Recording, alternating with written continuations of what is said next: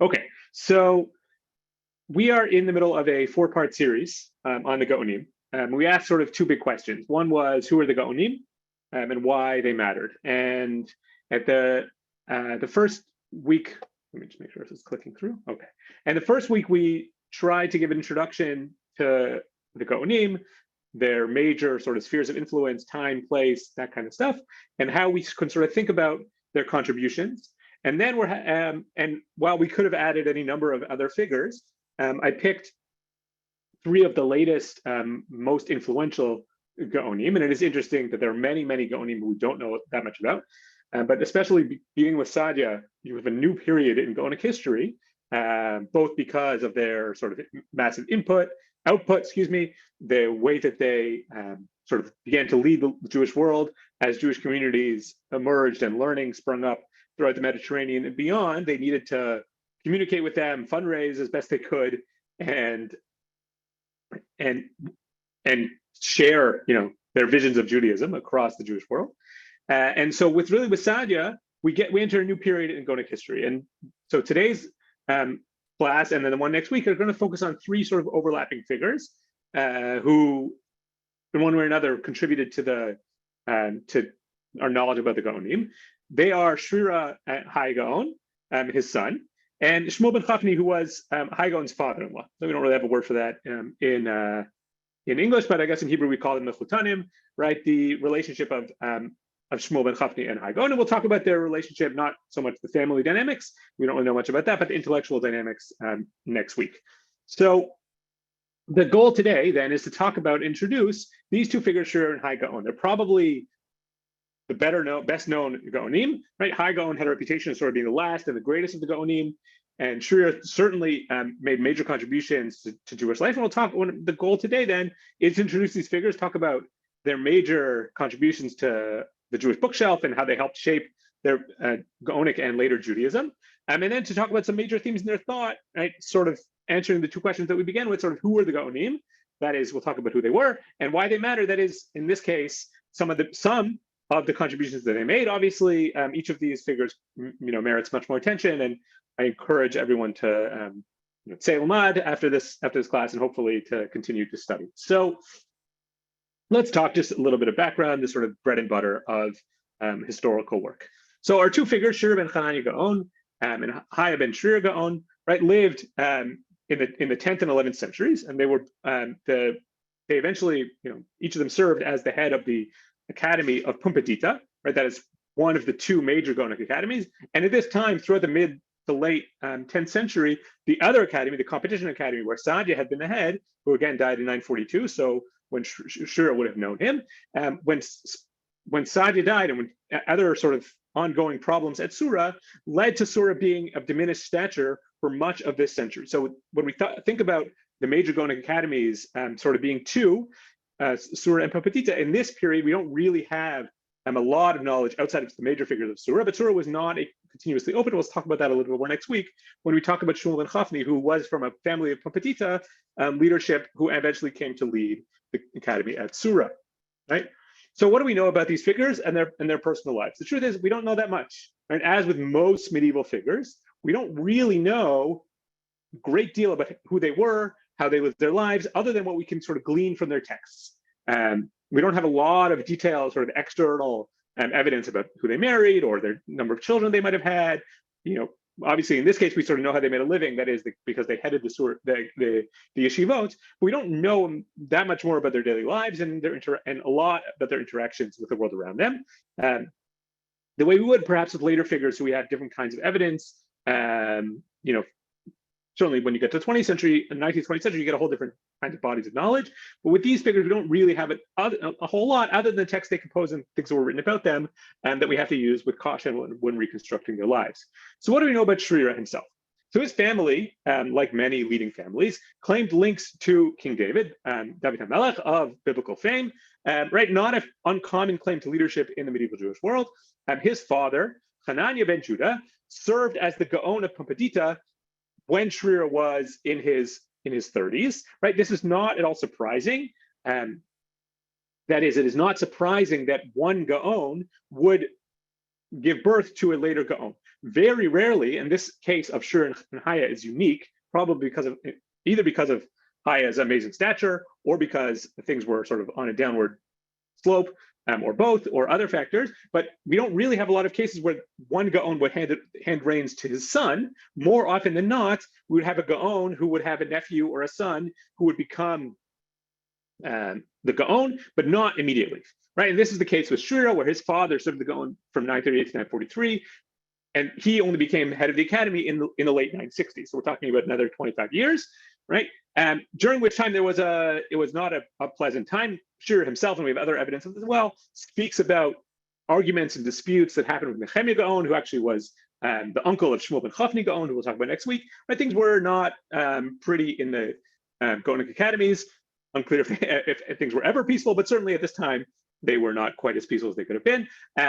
He, quite remarkably, stepped down from the Gaonate to pass over to his son around the year 1004, right? And we'll talk about that in a second. And the other sort of major work that Shura wrote, the one that's sort of the most lasting contribution, is his famous Igeret, right?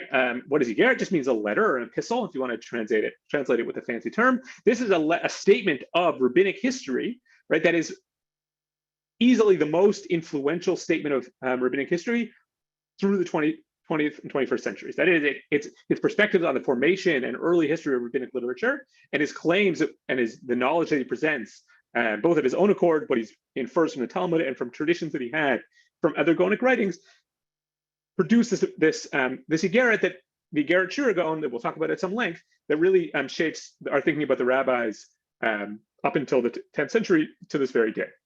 His son, Hai ben Shura Gaon, was appointed Av Beit Din around 996. We know this date from the Igeret itself.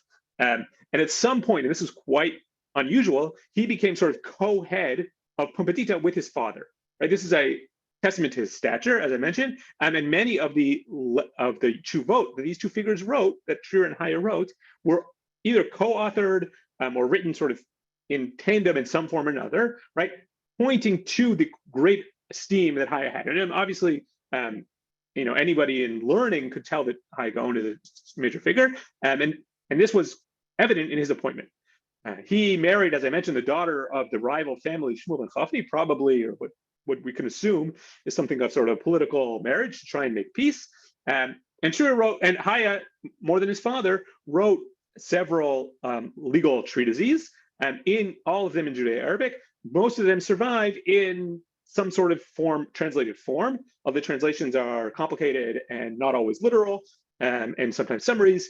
And many people might be familiar with them. We'll talk about them in a second. These cover oaths, legal documents, transactions. Haya and Shura talk about the fact that Haya may have written a separate work sort of presenting Jewish tradition along the lines of some writings of Shmuel and Chafni and Shura's own Igeret, but that doesn't survive. And he also wrote some poetry, piyut, and what is known as an anagrammic dictionary. We'll talk about what that fancy word means in a second. So let's just talk again. So what do we have? Our major works, literary works of these Geonim, are the Igeret Rav Shira Gaon. We'll talk about at great length. And for Haya, we have these works. We have the Mishpatei Shavuot, right? You'll see on your left-hand side, which is here in a translation, I think, done in the 11th century from Judeo-Arabic to Hebrew by some Spanish Jews in the 11th century. We have his Mekach Memkar, which was translated numerous times in the medieval period. I think it was 3, maybe off by 1, translations that survive from the medieval period of this work in manuscript, and this is being re-edited and produced today by scholars in Israel, by my colleague Tzvi Stamfer. And we also have this, another work that survives is the Sefer Shtarot, which is a common genre of medieval halachic writings of this period. And we have a number of these kind of books of legal documents, sort of model documents that Jewish Batei Din, Jewish courts could use when they're trying to enforce or carry out Jewish law. Right. So we have some of these works, and then again for Haya we have another interesting work. What I mentioned was the anagrammic dictionary. This is a little bit different than some other dictionaries that we might be used to, right? We are, at least me, I'm used to opening a dictionary, sort of seeing things alphabetically, right? But you can see already here that the letters are not, that things are not quite that simple. He puts the entries for Bet Aleph next to Aleph Bet Lamed, excuse me, which is also somewhere near Chaf Aleph Bet, right? So you can see that what anagrammic means, that the letters of a root, and here you can see him committing to a 2-letter root system and a 3-letter root system, all sort of go together. So when you have words that have the same letters, even though they have different meanings, they would be put in one grouping.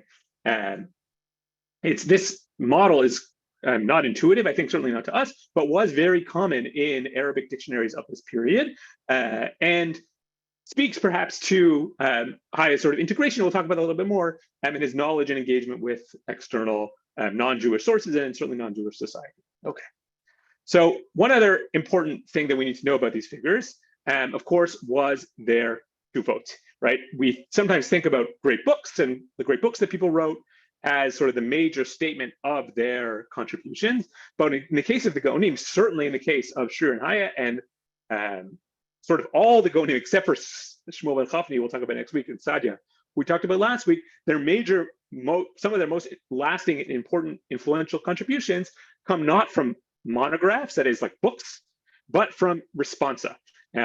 This is how they communicated with the outside world. This is how they rendered legal decisions. This is how they shared their knowledge. And this is also how many of their, what we see now as Talmudic commentaries, were generated. So someone would write them from Egypt or from North Africa and say, we would like some comments on the following chapter in the following Masechet of Talmud. Please give us your comments. And they would compose these with different levels of detail, commentaries on these works. So they're not, most of the time, they're not really written as commentaries, but written as responsa to specific requests from specific communities. And here we have a pretty standard, although it looks pretty manuscript from Shira Gaon. And here you can just see, let's just quote, let's just look at some of this text a little bit. This is She'elah or Sha'alu Meirav Yaakov HaChaver Ben Rav Nisim. So this is a figure we're going to encounter in a little bit more. This is Yaakov ben Nisim, who is the father of the perhaps better known figure named Nisim ben Yaakov, often called the Nisim Gaon, right? On many printed pages of the Talmud. Obviously, he was not formally Gaon. These were figures in Kairouan of North Africa, in present-day Tunisia, right? So this is a question that our Nisim, who we perhaps are familiar with, his father, also a prominent figure, who was lived around the same time as Shira and a little bit older than Haigons, sent to the Gaonic academies, right? And he sent them to so that you see how the line here is a little bit blurry on the right-hand side of the manuscript, so we can't make out the words on that part of the page. I'll show you a reconstruction in a second, but we can see that it was sent to the Chamud Adonenu Hanania. So that is the beloved, i.e. son of our master Hanania, who is Shira's father. So it must be that if we're sent to the son of Hanania, that must be Shira. As well, the other figure mentioned is the Hamud Adonenu Shira, the beloved, the son of our master Shira. So then we have a set of letters sent to the father of the son of Hanania and the son of Shira, that is Shira and Haya Gaon. And here you see a connection, a transcription from Groner, who sort of added in the missing words as best he could. Most of this reconstruction is pretty solid. You see this manuscript has been transcribed, right? These questions were asked by Yaakov HaChaver, this is a sort of a formal title, Ben Nisim, right, in Kairouan, that is in North Africa on the second line here. And they went to the yeshiva of the yeshiva Beit Din HaGadol, right? You see this great terminology of the at the end of the second line, the sort of the high Jewish court of our master Shira on line 3 in the Hebrew, who's the head of the Gaon of Yeshivat Gaon Yaakov, who's the beloved of Hanania, who was also the head of Gaon Yaakov, who was the grandson of, he gives a whole family tree and a family history of these great figures, right? And so these responsa, of which there are many, not all of which are published, right, form the basis of so much of Gaonic activity, right? And probably should overshadow, in terms of contribution, their legal works, that is the standalone legal compendia that survive from the Geonim that we talked about. And even the famous Igeret, Rav Shira Gaon, the letter,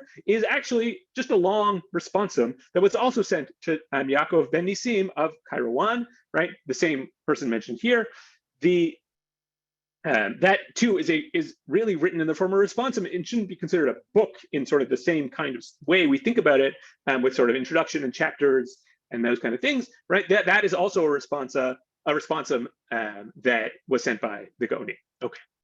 So, and one other point that may be a little bit strange to people here. I know we talked about some of this last time. Why am I calling him Haya ben Shrir Gaon, not the better, more popular version named Hai? I know this is a little bit off topic, but of interest perhaps to people who are interested in Hebrew poetry and grammar, right? We have the way we know that this word Haya had two vowels is actually sort of a roundabout way.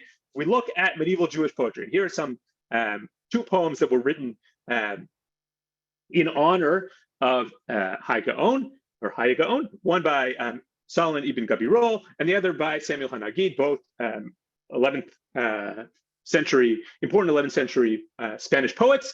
And what I've done here is I've showed you the meter on the top of the poem, followed by some lines. And so the trick with medieval Hebrew poetry, of which I'm not an expert, is to just count the shvaz. Not all the shvaz, but usually just the shvanaz, that is the shvaz that make sound. And so you can, by counting the shvaz, you can sort of get a sense of how many vowels should be in each line, right? And this may be a little technical, but hopefully it'll prove the point. If you look here, let's just look at the poem by Solomon ibn Gabirol. So the way that this notation works is that the first little U, that sort of rounded thing, is a shva, followed by three other vowels. So you can see that. And then again, we have shva, three other vowels, shva, two vowels. So here in the first line, we have b'chu, ami, so the bet has the shva, and then we have three vowels, and then another shva, v'chigru, right? So we can count those vowels, and we actually it turns out, when you vocalize in this way, you end up with two vowels on the name Haya, or Haye, as this person who did the vocalization here prefers, and that people are not sure if it's Haya or Haye.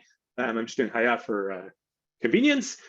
So here again, we see L'Rav Haye, and then we have another Shva, which would tell us that that is where the word Haye has two vowels. And we see the same thing at the bottom left-hand side of the poem from Shmuel Hanagid, the second Hebrew text here on the bottom. We have the same vowel situation, which tells us that this name was probably pronounced, or almost definitely pronounced, Haye, that is, had two syllables, not just one. A little bit of technical rabbit hole for everybody, but that's what the name I'll be using. Most of the time, I'll probably say hi just for Haigons, just for sake of lack of care. But that's how these things are known. That's why we're calling him Haye ben Shrir Gaon, or Haya ben Shrir Gaon.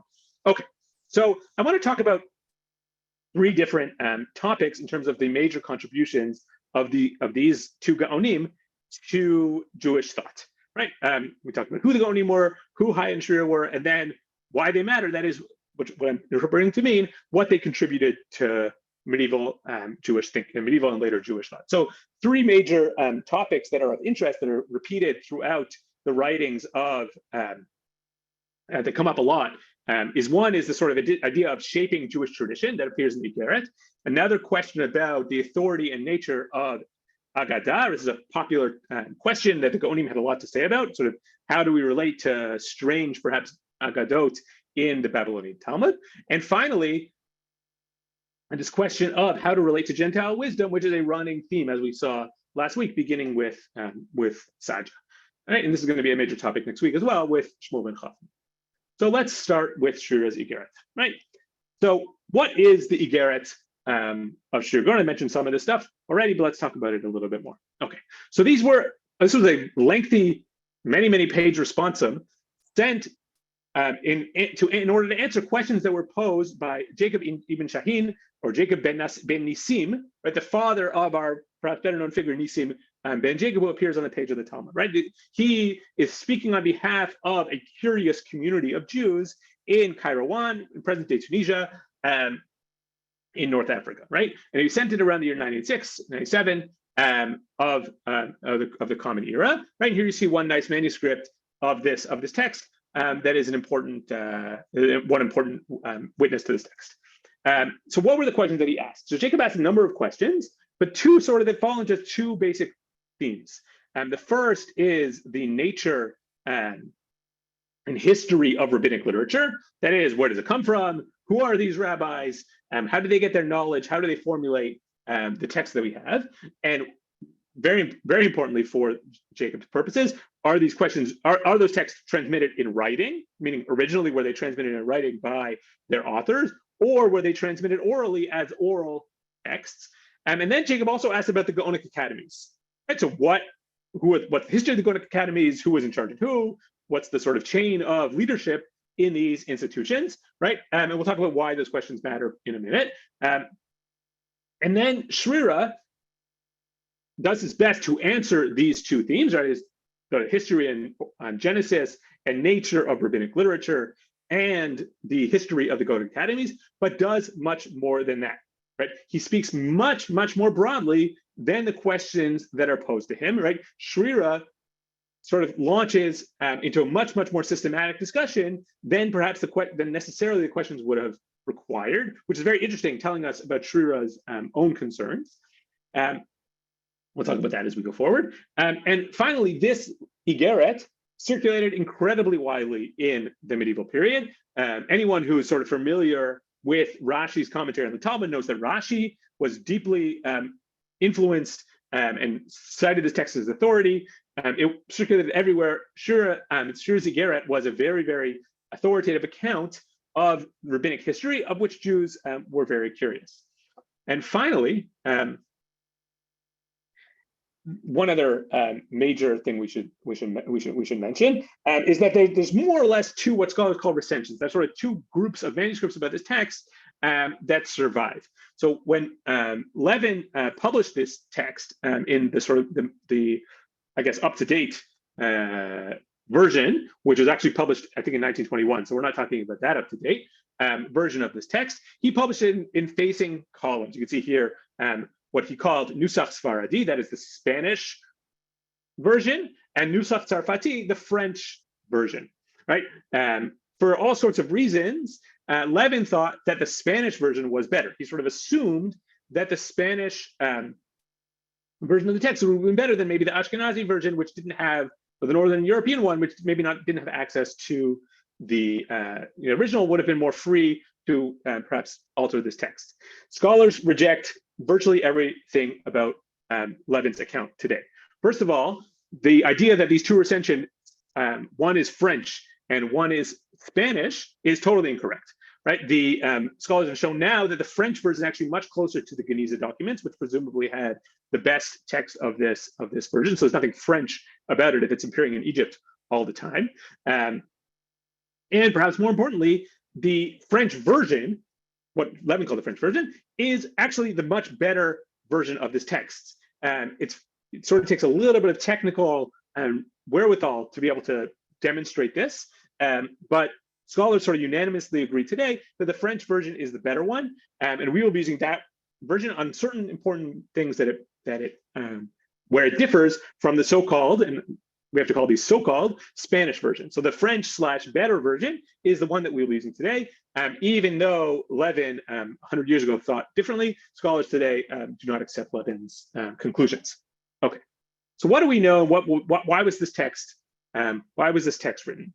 It's a good question, right? We have these interesting questions about rabbinic authority and rabbinic leadership. Why did the Jews of Kairouan want answers to these questions, and why did Shrira spend so much time answering these questions? So some scholars have proposed, Levin among them, sort of thought about this question, is the reason that Shrira or Jacob ben Nissim wrote these questions and answers because of pressures from Karaites, right? Karaites opposed rabbinic literature, rabbinic authority. Were they then under pressure from Karaites to say, well, on what basis do you practice Judaism in a way that's sort of not solely in accord with the Hebrew Bible? That's sort of one possibility. A second possibility is a broader sort of society, it's not mutually exclusive, but a broader sort of societal pressure to figure out, how history works, how authoritative text had reached us. And this would be sort of in line with larger, not just Jewish, but non-Jewish interests in this question. So we have Jews and Muslims very concerned with what scholars call sacred history, that is sort of how religious authority reached the figures that we have today. And another possibility, maybe some people's default, maybe not, was that they were just curious, right? Sort of normal run of the curiosity. Maybe we could say run of the mill curiosity. We don't need to explain this one way or another.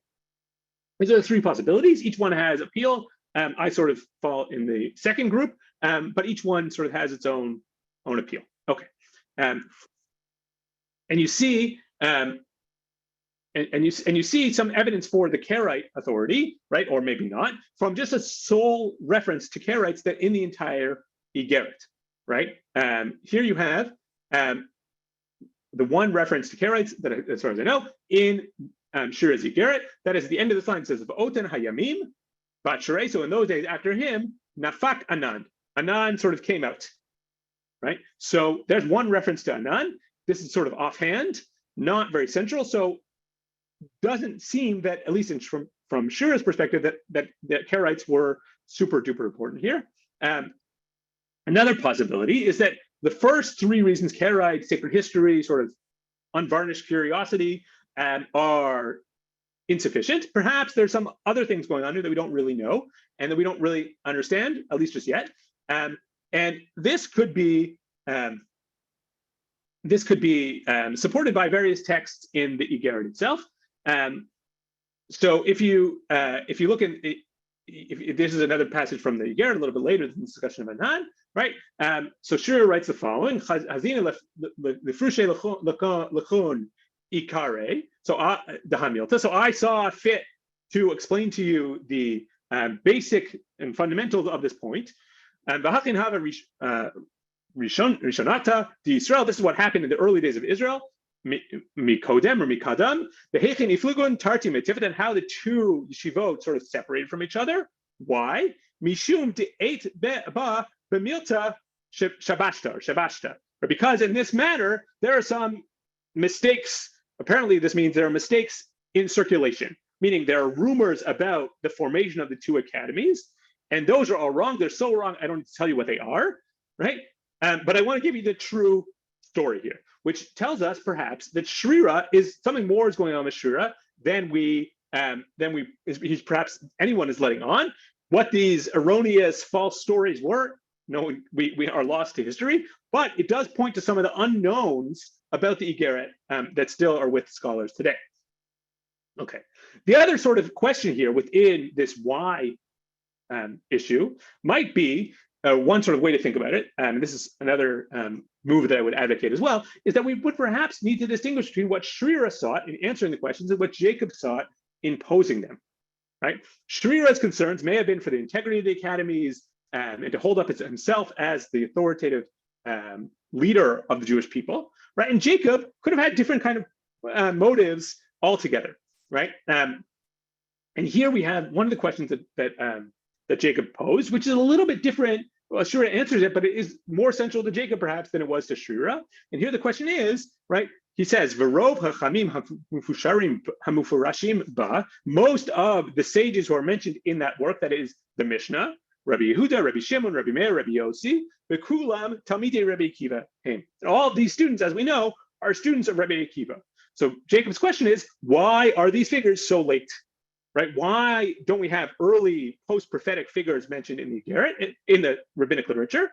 And that question could be different than, and sort of shows us a concern with sacred history, maybe even a concern with other accounts of the Jewish past that have been in circulation, right? And those questions might be different, motivated than the ones posed and the answers provided by Shrira. So this is a complicated problem, and I don't think that there's certainly no consensus. There might be some new avenues to think about this problem as scholars move forward. Okay, so what are the major themes in this text, and why are they so important? Right. So the first question that is important in this work is: was rabbinic literature transmitted in writing or orally? That is, when Rabbi Yehuda authored the Mishnah, did he put it together as a written text, the way we sort of pull it off the bookshelf, or maybe in scrolls? Or was it sort of an oral text that was transmitted student to teacher, right? But not written down for hundreds of years later, right? And here you see the question from the manuscript looked at earlier, right? Altun Ketzad Nichtava HaMishnah. So Jacob ben Nisim asks, how was the Mishnah written? Right. So he assumes that the text itself, the Mishnah itself, was written down, and presumably by Rabbi Yehuda Nasi when he wrote when he compiled the Mishnah. But Shrira, when he answers, says that is a incorrect assumption. Right here he says, and this is from the French recension, and this is different in certain places in the Spanish recension, and that's part of the reason we think the Spanish recension is incorrect. This French recension says, that which you wrote, how was the Mishnah and Talmud written down? So he tells us that is Shrira speaking here, Talmud and Mishnah lo tivin. They were never written down. They were formulated. Vizirin Rabbanan lamigras al peh. And the rabbis, the teachers, were always very careful not to transmit it in writing, but to transmit it orally. So then we have what seems like a little bit of a debate. Shrira insists that the Mishnah and rabbinic literature was always orally transmitted, whereas Jacob is insistent that that seems to assume that it was in writing, right, against Shrira's assumption, right? And these two positions continue to reiterate throughout later Jewish history, through the genesis of these texts. Another important theme in the Garrett is, why is there so much debate in rabbinic literature? We saw this a little bit with Sadia, and we'll see it a little bit more with Shmuel and Chafni, but obviously all of the Geonim were concerned with this, in part because of pressures from Karaites, in part just because they wanted to figure out for themselves why there's so much debate, right? If they're transmitting received traditions, why are the rabbis in constant disagreement? So he says, so Shira, we don't have to read this question. Well, I won't read the Hebrew for now, but Shira insists that even though people are arguing and people seem to be arguing, right? Really, they have fundamental disagreements, just they're formulating things in different ways, right? So another major theme for Shira is that rabbinic literature, rabbinic opinions were unified, what he calls peh in this text, peh echad, right? And eventually, sort of debate came about, much as we saw with Sadia, certainly with Shmuel and Chafni, because sort of errors in transmission, right? So another major theme in the Garrett. And finally, at least for Shira, from Shira's perspective, he is very insistent that Bavel, that is Iraq, i.e. the academy in Baghdad, became what I translate here as the epicenter of the exile, Ikar Gola. You'll see here in the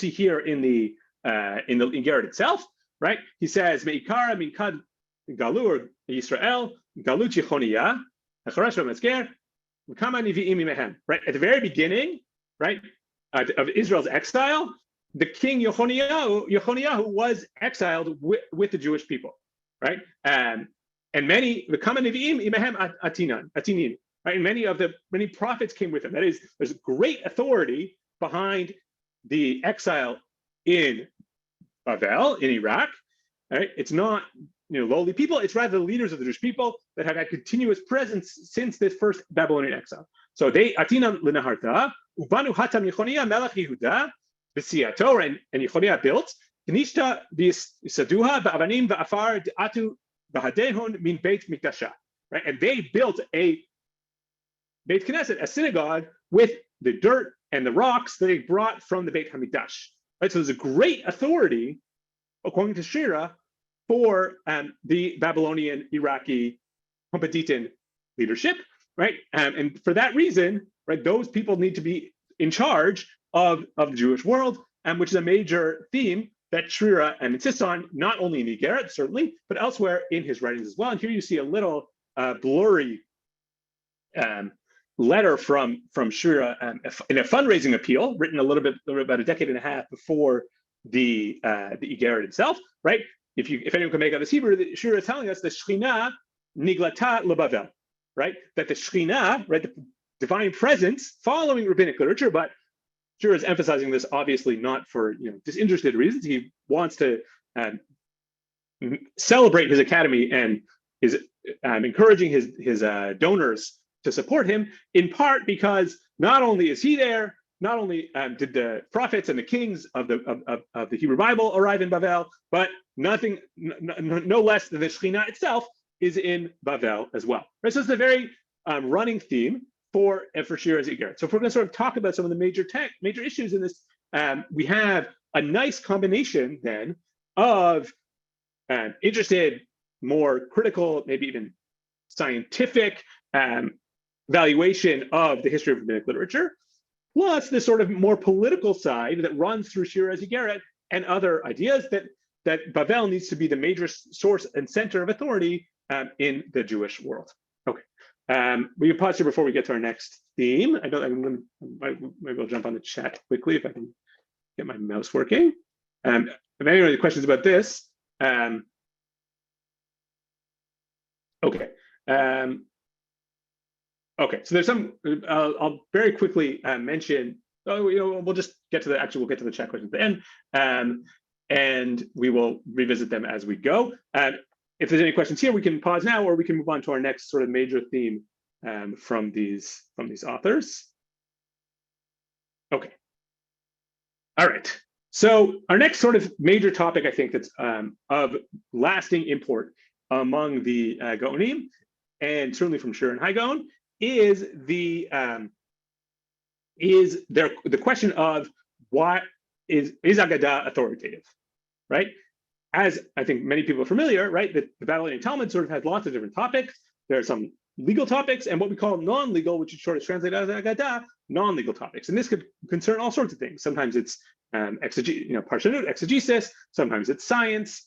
Sometimes it is history. Sometimes sort of the legends, all sorts of hodgepodge of things. The question that came up in this period as people were beginning to think critically, theologically, exegetically, and otherwise was, what is the authority of these non-legal texts, right? Do they have the same, is rabbinic authority at its zenith in the same way in what that is in halakha? Is it as authoritative when it comes to non-legal matters, right? Do we have to accept rabbinic legends, some of the mythology? How literally do we have to take this stuff? And the Geonim, not beginning with Shir and Hai, perhaps speaking with Saadia, although we don't really know the origins of the story, began to put forward the idea that Agadah is less authoritative, less binding, and doesn't need to be accepted in the same manner that the legal traditions of the rabbis.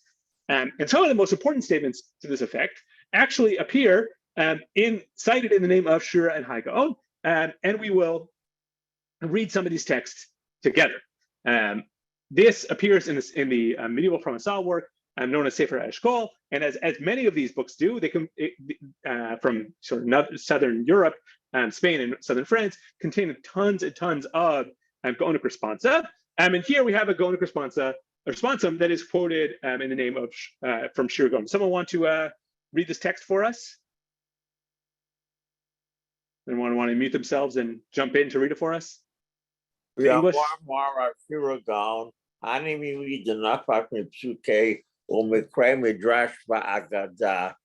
want to read the English? Do you want to read the English? Might be easier. English. I'm sorry. What I have in front of me. Oh, I see. At the bottom is English. I'm sorry. The way you set it up here, the Hebrew stands out because it's black and white. And the English is white on black, so you'll hardly even notice it. Marc said, these matters that have derived from verses on Kol Midrash and Agadah are just an estimate. They mention individual opinions, and a man shall be commended according to his wisdom. But that we should find in the Hebrew. Where is it? Yeah, that is, here we go. Lefi Sichlo Yeholel Ish. It's on the second line of the second paragraph. Very good. Okay. So to Agadot that the students of the students said, like Rav Tanchuma, Rav Oshia, and others, and then you have ... Right. Therefore, Ein Som Chena Agadah. I know that's the Hebrew, but I can't find it either. I don't know why I'm having so much trouble. Oh, therefore, we said we do not rely on the words of Agadah. Right? Ein Som Chim is a little bit tricky to translate here. But the upshot of Shira's ideas is that several. One is that what we just said, that Agadah is less authoritative. We don't have to rely on it. What that exactly means, I'm not sure, right? Rely on it for what? Do we have to interpret verses the way that the rabbis do? Do we have to follow their science? None of that, apparently. And finally, he says, these issues, and this is the first sentence, are just an estimate. that is a translation of umdana. I'm not quite sure how to translate that either. But these are, best guesses, educated guesses of earlier rabbis, right? And they don't have the same authority of their halachic statements, which are not apparently from the product of human reasoning and people thinking, but from tradition, right?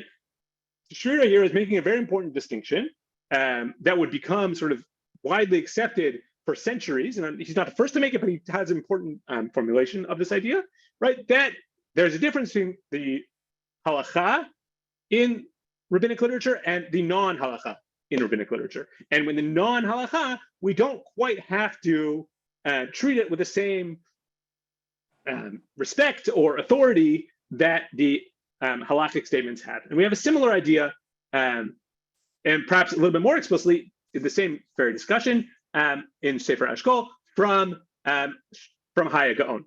So does someone want to read this text in English? Rav, shall I speak? Please. Rav Haya was asked, what is the difference between Haggadah and Midrash in the Talmud, which we must remove the errors, and Haggadah outside the Talmud? He answered that the rule is, whatever we find in the Talmud is verified over what is not in it. Even so, Haggadah and Midrash, even in the Talmud, if they are improper, if they are error-filled, do not rely on them. Our rule is that we do not rely on Haggadah. What is in the Talmud of which we can remove the errors and fix, we should do. For if it did not have a Midrash, it would not be in the Talmud. Regarding that which we cannot remove the errors, we treat as a matter that is not a tradition, halacha. Regarding what is not in the Talmud, we do not need to do this. We check. If it is correct and good, we interpret and teach it. If not, we let it be. Okay, so you can see some ambiguities in this translation, but I've given my best shot at trying to translate some of these words. But here we have Haigons saying very, very similar things to his father, but arguably going a little bit further even than his father did. He does make that distinction between halacha, which in Gaonic literature means received traditions, and those would be legal teachings, and non-halachic writings, which is here Agadah or Midrash, or in Hebrew Haggadah. Right, so that's one distinction that Haigons makes. A second distinction that he makes within that second. It just a bit sounds to me anyway like the standard Babylonian put down of texts that originate in Eretz Israel, and since all the Agadah. So he doesn't make that point, that Eretz Israel point, but you are absolutely correct to note that he is distinguishing between the Babylonian Talmud and everything else. So even in the world of Agadah, according to Haigons, you need to distinguish between what is in the Talmud and what is not. And if it's in the Talmud, we're going to do our very best to sort of make it make sense. We're going to perhaps remove some of the errors, whatever those might be. We're going to interpret it non-literally. We'll do our best to uphold it as authoritative in one way or another. But if it's outside the Talmud and it doesn't make any sense, so then, it's okay, you can leave it be. Right? So there is some sort of pit down of, I'm not sure if it's Babylonian or Israel, but it's certainly Babylonian Talmud and everything else. That is very clear from Haigons, right? So he continues the father in lines of his father, as he does very often, giving us a little bit more detail on how one should approach. So what did this mean in practice? So I brought a couple responsa from Haigons that are worth reading, that do shed a little bit of light on these questions. And here we have Haigons' attitude towards magic and other interesting and related matters that he is somewhat skeptical about, and this helps us understand sort of how he thinks about some of this material in the Talmud. And we'll do this response and then one more, and that give us some more detail about Haya's approach. Who wants to take this text for us from the English? I'll take it. Yeah.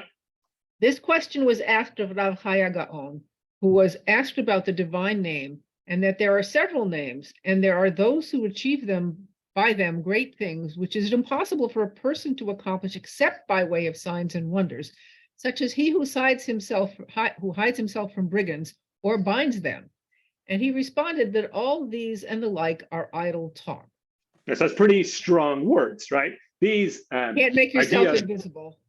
Exactly, right? You can't. Right? This Harry Potter, he is telling us, is just fiction. Okay, Continue. Guess what? It is. And instantaneous travel, kfitzat haderech, is not one of the impossible things, and we have heard reports about people like those which you have heard. But we investigated greatly and heard from our fathers and fathers' fathers that they had investigated this and did not see the truth of the thing.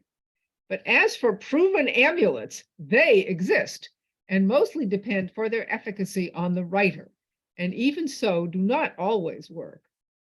And if anyone tells you differently, do not believe them. I'm not sure what differently applies to there even. So I'm not sure either. I think in this context it means differently about the amulets. But you see here, Haya is showing a lot. There's a lot going on here. This whole responsum is fascinating and much longer than probably deserves a whole class or two or three unto itself. But there's some very interesting things that Haigon is posing here. So he's rejecting certain kinds of supernatural behavior as improper. Other times in the second paragraph, he's sort of saying, well, it's not impossible, but we are, and we've heard stories about this, so we'll do our best empirically to investigate it and come up a little bit empty-handed. Although these stories too appear of instantaneous travel, kfitzat haderech, or jump from one part of the globe to the other. Right? He says he's not so impressed by this, even though he investigated it. And finally, when it comes to amulets, he's not sure. He says sometimes they work, sometimes they don't. Right? Maybe be a little skeptical, but again, here you can sort of feel, arguably, his empiricism and his sort of naturalistic. I don't really like the term rationalist because sort of not quite sure what that means. But I think in this case, in Haigon and others, we have a sort of naturalistic empiricist approach to the world. Right? Certain things are beyond human ability. Other things we'll sort of have to investigate and do our best to figure out. And it's not surprising, perhaps, to see a pre-modern figure to say, amulets sort of work. We don't really know how, but it's not always. Right? These are not entirely surprising, but sort of speak to his naturalistic bent. And similarly, we have an interesting responsum from Haigons about this passage in the Babylonian Talmud about earthquakes. Right? This again speaks to his naturalism and how he would speak and how he would interpret Agadot. So I'll just read the first text, and then we'll have someone else read the responsum in a second. So Rav Acha bar Yaakov said, an earthquake is caused when God forces his feet beneath the throne of glory, and the world quakes. As it is said, the heaven is my throne, Hashemayim kisi, and the earth is my footstool, Va'aretz hadom raglav. Right? So this is a well-known verse, and perhaps not unexpected interpretation in rabbinic literature. Right, and we have here a sort of standard midrash where that seems to anthropomorphize God and imagine that natural occurrences are the result of sort of God moving physically, right, which could be problematic theologically, not just Haigon, but to others, many others as well. And this is what he tells us. It's a much longer discussion. I just sort of pulled out some of the interesting points. Again, with all of these things, they merit much more attention. Does someone want to read the English here in Haigon's response? We can have a repeat participant if anyone wants. Okay. This verse is just a metaphor. Is that where you're going to start? Yep. Okay. This is what Rav Ahabaras Yaakov meant. Those angles that are close to the ground. That should be angels. That probably should be angels. Okay. Those angels that are close to the ground are similar to the Shekhinah, like legs to a body. They bump into each other and a voice emerges. This is an earthquake. Not only the sages of Israel said this, even many Greek sages and others say that there are many angels and powers with the clouds. From them come sounds of thunder, and from them emerges lightning. This is even a verse. This is from Yechezkel. The fire was bright, and out of the fire went forth lightning. Okay. Okay, so here we have, so there's a lot to be said about this text, and we don't have time to go into all the details, but I think one of the more interesting pieces of this text is the way that Haigon resorts. How does he know that his reading of the physical world is correct? Based on the knowledge of Greek sages. It's not only the rabbis that tell us the clouds are full of angels, also the Greeks, right? So this speaks to his sort of sense of authority, right?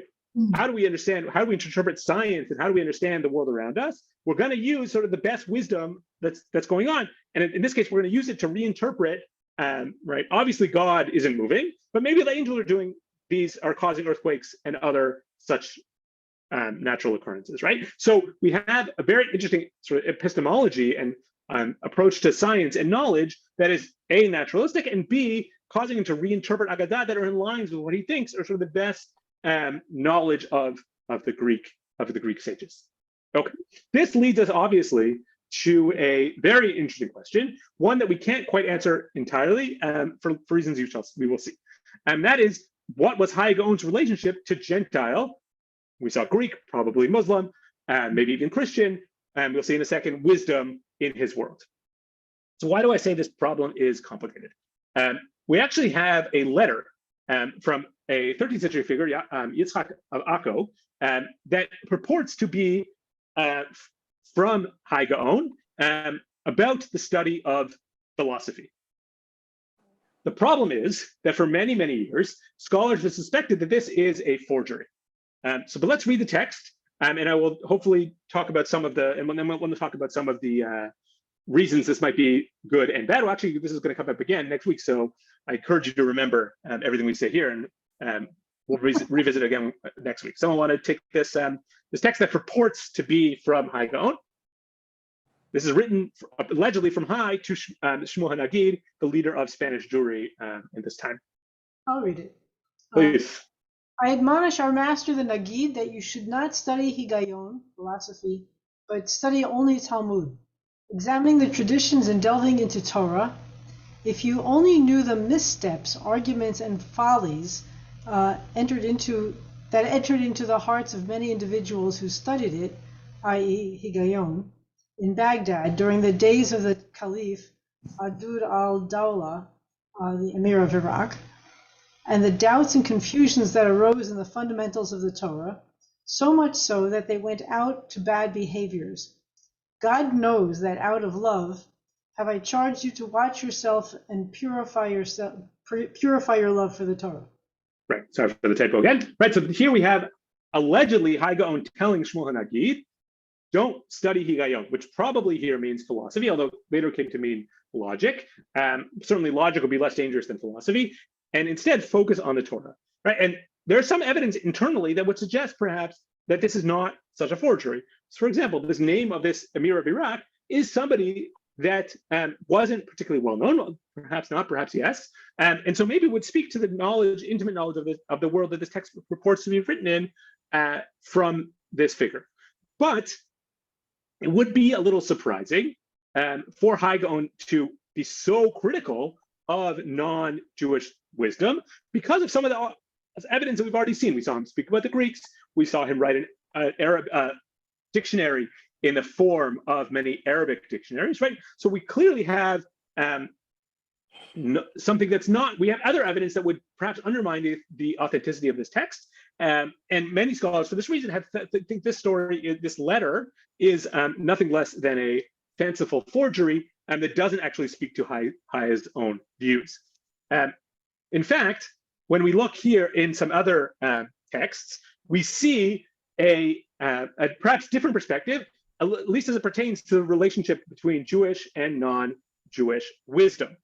This story is preserved in a 13th century commentary on Shir Shirim by Yehuda ben Yosef Ibn Aknin,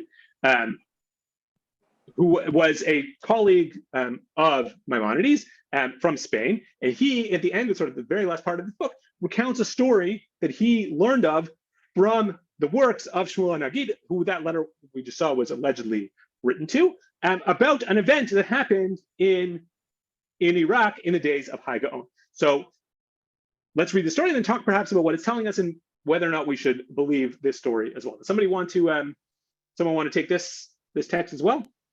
Okay, I'll take it.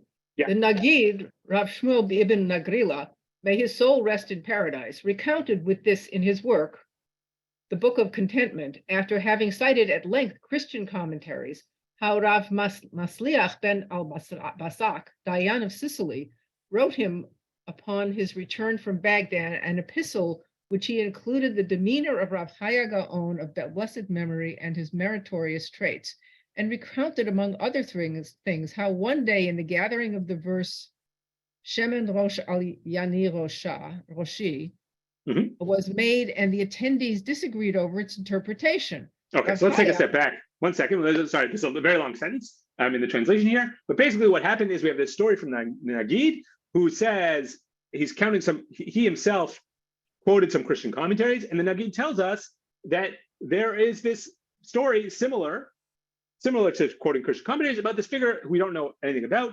Matzliach ben al-Basak, who was from Sicily, where there was some major Muslim population in this period, who then traveled to Baghdad and eventually ended up in Spain and told the Nagid about certain events that happened with Haigons in Baghdad, particularly as they pertain to this ambiguous verse, Shemen al Rosh al Yani Roshi.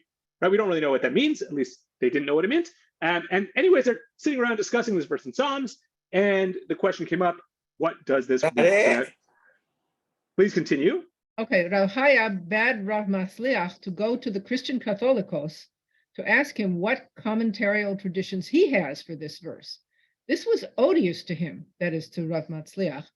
He, Rav Chaya Gaon, of blessed memory, upon seeing how distressing the behest was for Rav Matzliach, the Gaon of blessed memory reproached him, saying, our pious forefathers and their ancestors, who are our paragons, would inquire regarding languages and their explanations from members of different religions, even from shepherds and cowhands, as is well known and passed down. He, Rav Matzliach, arose and went to him, the patriarch, and asked him.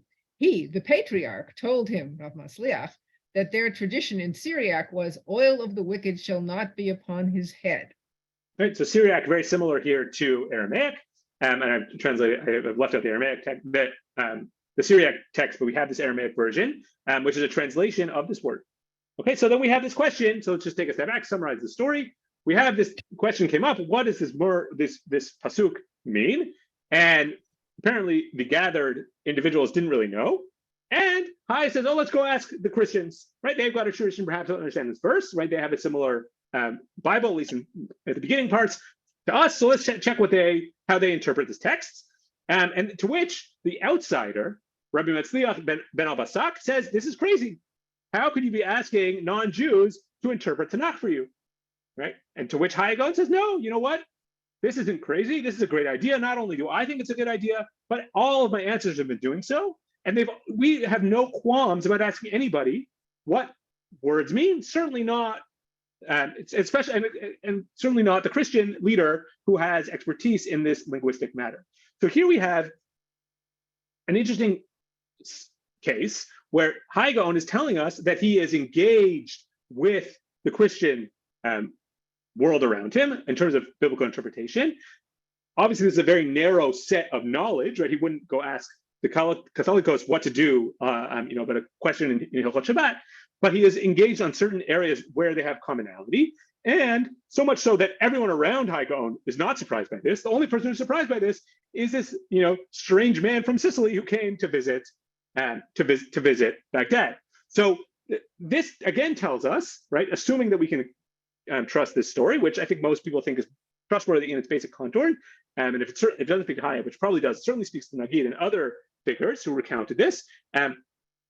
Right, it speaks to this more positive attitude to certain kind of areas of wisdom transmitted by non-Jews. And let's go to one more example, and this will be our last text for today. But so this question was apparently posed to Shira. We're not really sure. This is a classic example of a tshuva that was relevant to both figures, right? And this has to do with the according to some people, odious text known as Shirakoma. Right here we have a very which this text probably less familiar than other rabbinic or para-rabbinic texts from the Jewish tradition, purports to describe the massive size of God in very physical measurements. Right, the size of each limb, the size of parts of God's body, allegedly. This was quite problematic for many Geonim, and the Rambam was unimpressed, to say the least, by this text. But Haigons or Shira, or both of them, are not really sure, was asked about this very problem. And as you see in this picture, from one of the manuscripts of this responsum, and expressed and tells us something perhaps that we might be able to read a little bit more into to help understand his worldview and his theology as well. Someone want to start from the second paragraph, your question? Question. Rabbi Yishmael said, "This is the size of our Creator, which is hidden from all creatures." And then he began to explain in general and in detail and named terms like one uses for the limbs of his fellow. Okay, so this is the question is, what do we do with this, right? Or do we Okay, answer. Answer.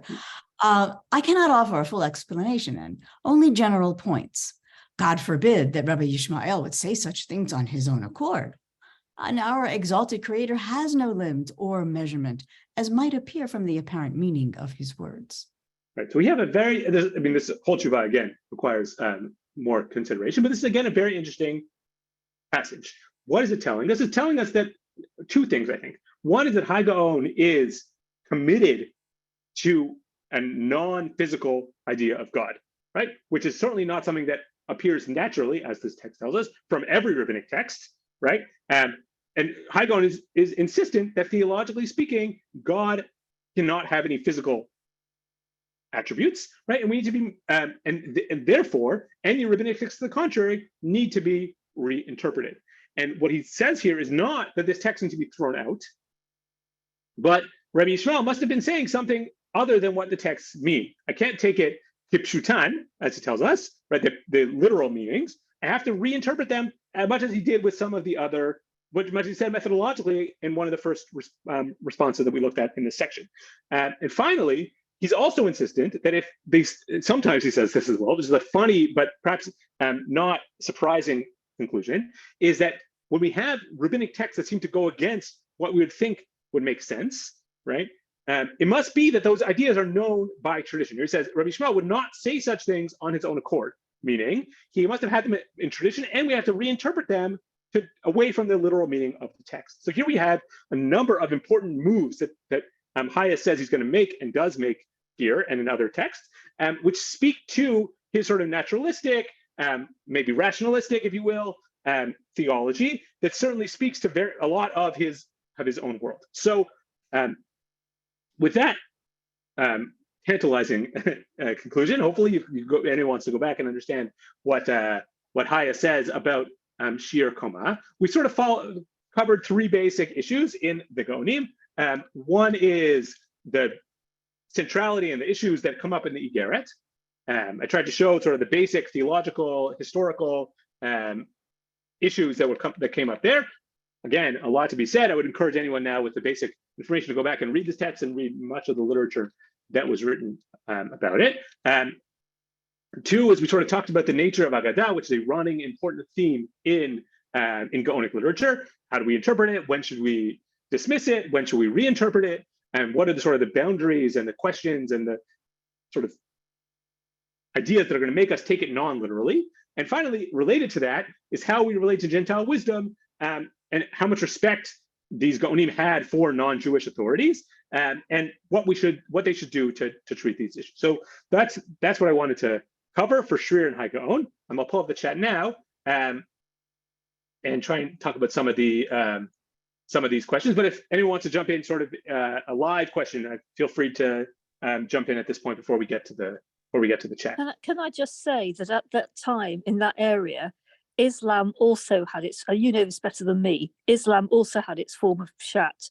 They were also against fantastical interpretations. And I think that's one reason why Jews there, as opposed to Ashkenazi areas, say later, in Germany, I mean, they would not have Shirakoma, I don't think, in those days. But I think we can underrate, and also the fact they spoke to the Syriac church was also a minority religion, because believe me, they wouldn't talk to the church in Europe, like, in England or where I am, or France at that time. Because I mean, it's not.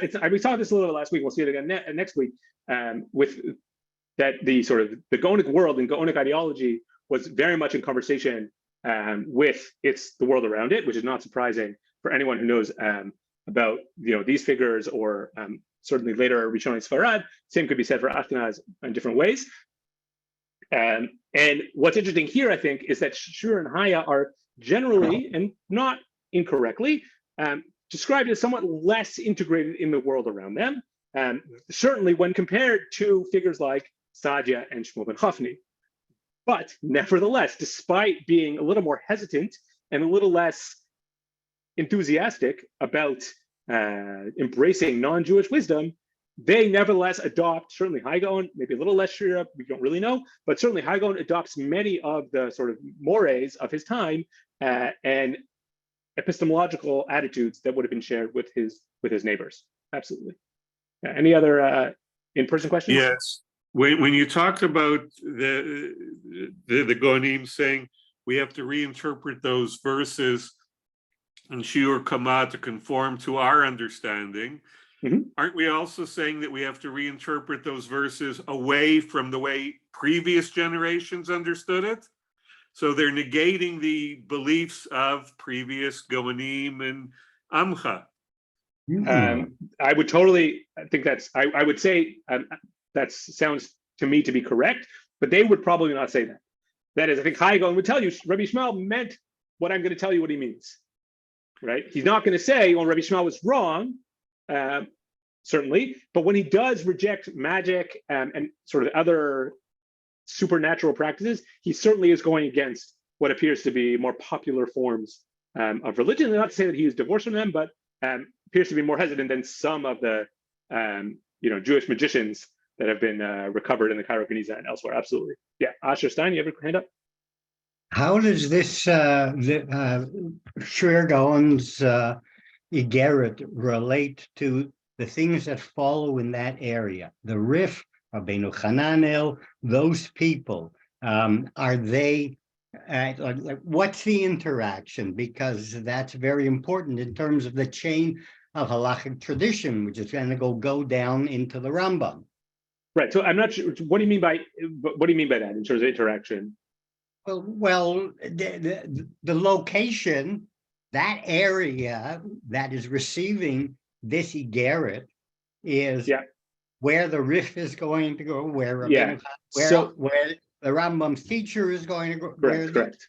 Yeah. So the Gaonic traditions made their way to the Rambam generally through Rabbeinu Hananel, maybe from him, maybe not, to the Rif, and then eventually to the Rambam himself. So the Igeret itself was important, and it's interesting to compare the Igeret of Shira Gaon with the introduction to the Mishnah Torah of the Rambam and other such statements. And you can also compare the Igeret to Saadia Gaon before him and Shmuel ben Chafni, who was his colleague, competitor.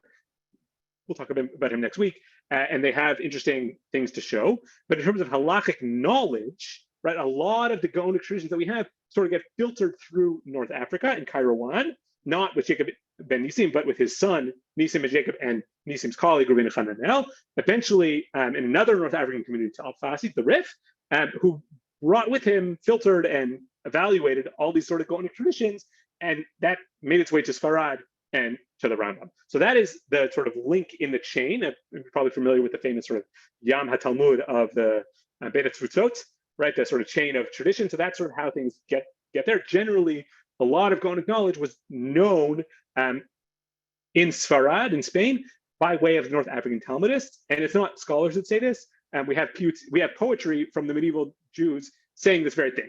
And so the poem of Ibn Gabirol, I think, who tells us that Shmuel HaNagid, his teacher, patron, something like that, learned of Gaonic teachings by way of the North Africans. Right? So it's very clear the North Africans are that important link of the tradition, even though sometimes it's not mentioned by Sephardic Jews and others. But the North Africans are sort of the way, by and large, Gaonic traditions are remembered and made their way into halachic writings. Absolutely. I hope that answers the question. Yeah, it's a long story, but I hope that helps. Any other in-person questions? Okay, so there's a few questions in the chat. So somebody's going to push my knowledge on the poetry and ask here if the Paitanim were sort of making up words. I guess it's possible. I'm not willing to take a stand only because I think one should ask an expert in medieval poetry, not me, on this question. But there are certain times when the Paitanim were fast and loose with language Whether this is an example of it, I don't think that most people think that, but I guess anything is possible. Finally, there's a couple questions here about the Igeret. The Sephardic text, or the Spanish text, is the one that has Rebbe writing the Mishnah, but we don't actually think that that is what the text originally said. He'echad, someone asked a very smart question here about whether that's descriptive or prescriptive. I think it's descriptive in terms of what he thinks would happen, and prescriptive as in idealistic. So maybe a little bit of both. I hope that answers the question. There's a couple questions here about Midrash and Haggadah. What is the difference? I don't know if there's a difference. That is a good question. And then a few other things. Here we have something about Haigon and the Jerusalem Talmud. The relationship of the Geonim to the Jerusalem Talmud is a little bit complicated. This is something we didn't really talk about. Absad appears to be the Gaon who's initially studying the Jerusalem Talmud, although he's not, the Geonim generally didn't have the same attitude towards Babylon and Jerusalem Talmuds. And finally, we have this question about the Syriac question. I'm not quite sure what the question is quickly, but it is quite, here, the story is quite important, and it's very interesting to read this verse in context, and it's one of these cases where you don't really know what the verse meant, and apparently Hai didn't either until he asked his Christian colleague. Okay, is there any other questions in the chat? Again, I put my email on the slides if anyone wants to reach out. Please feel free. And otherwise, I would thank everyone very much and wish everyone a Chag Sameach, and we will hopefully see everyone again next week.